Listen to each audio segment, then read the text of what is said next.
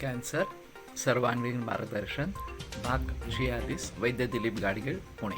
तो मैं थोड़ा उपवास संकल्पना के बारे में जिक्र कर रहा था और साबूदाना मूंगफली ऐसा कुछ चीज़ों को लेकर आलू वगैरह वगैरह ये उपवास में पदार्थ चलते हैं, इस प्रकार का एक प्रचलन हो गया और लोग उसमें इतने बह गए कि अगर ये नहीं खाएंगे तो उपवास नहीं होगा, ऐसी स्थिति आ गई। और उसके तरीके से बहुत सारे पदार्थ बनाए गए। साबूदाना खिचड़ी है, साबूदाना वड़ा है, बहुत सारी चीज़ें इस प्रकार से बनी। और ये मूल संकल्पना जो है कि लंघन करना, ये तो कहीं दूर चली गई। और जो रोजाना खाना है वो भी अगर खाते हैं तो भी वो इससे जरिए हल्का है, लेकिन रोजाना खाना नहीं खाना है और ये सब पदार्थ खाने हैं, ये जो संकल्पना रूढ़ हो गई, इससे काफ़ी नुकसान हो रहा है और इसको एक धर्म का अधिष्ठान इस प्रकार का बन गया है। तो वास्तव में धर्म में ऐसा कुछ है नहीं, ये सभी पदार्थ विदेशों से आए हैं। तो यहाँ धर्म ग्रंथों में इसके बारे में कहाँ जानकारी मिलने वाली है। और मूंगफली चलती है, मूंगफली का तेल नहीं चलता, वही रिफाइंड हो गया तो वो चल जाता है वगैरह वगैरह, ऐसी बहुत सारी इसमें बातें हैं।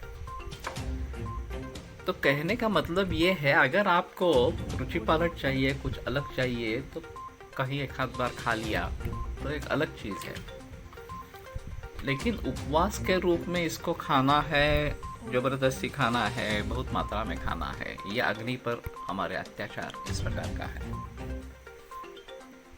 और एक लोगों में बात बनी रहती है कि खाना खाने से बल बढ़ता है।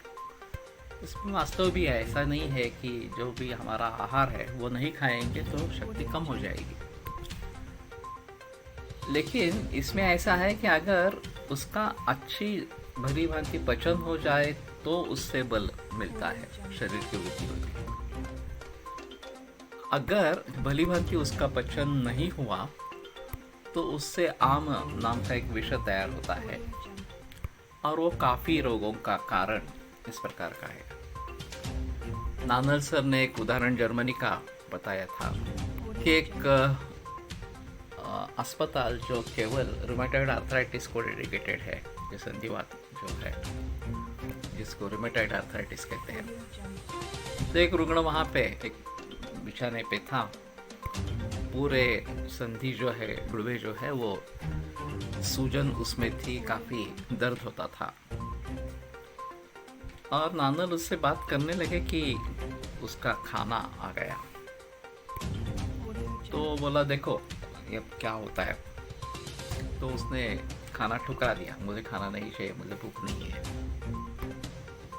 2 ही मिनट में 5 आदमी घुस गए और उन्होंने एक फनेल उसके मुंह में रखा और एक लिक्विड जार में एक लिक्विड उन्होंने लाया था, द्रव पदार्थ लाया था, वो उनके मुंह में घोटना शुरू कर दिया और बाकी 4 लोगों ने उसको पकड़ के रखा था।